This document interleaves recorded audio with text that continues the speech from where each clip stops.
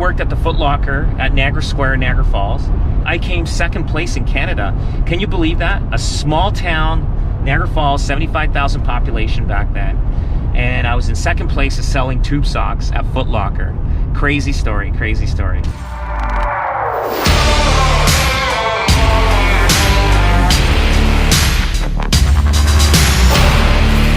So when was my first sale?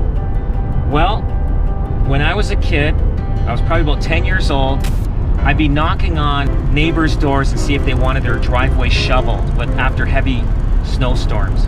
We got so much snow back then, it took me all day just to shovel a driveway, and I would only make $5 on a driveway. It was a lot of work for $5 back then. But then after, growing up, I ended up working several jobs. I remember one job in high school I had, it was at Foot Locker.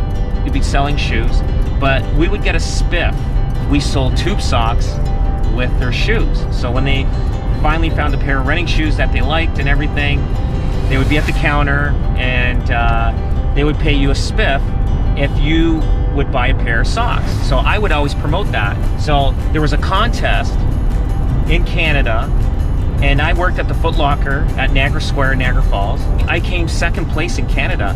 Can you believe that? A small town, Niagara Falls, 75,000 population back then. And I was in second place of selling tube socks at Foot Locker. The next sales thing where I got a little more serious, if people remember this, the Soda Mystic pop machine. I got into that, they were like $400. And I remember selling this and doing my pitch, and people would buy it because I went to my friends and family, and they would buy it just because they knew it was my first sales job. I was so nervous, I'm telling you, it was tough. And I would stumble and talk about it, and so that was I guess the beginning of my sales career. Reflecting back, there's a lot of things that you have more time to think about stuff now just because of the fact of this uncertainty of this COVID thing that we're going through. But anyway, that's a little bit about me from the past. Have a great day. Thanks for listening.